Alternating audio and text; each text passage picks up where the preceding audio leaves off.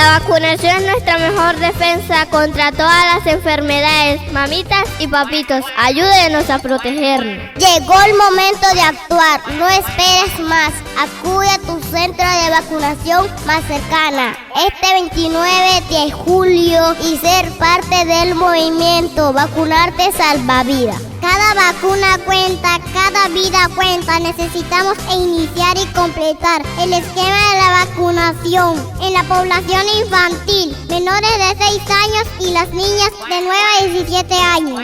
Y en las mujeres gestantes y en la edad fértil, 10 a 49 años.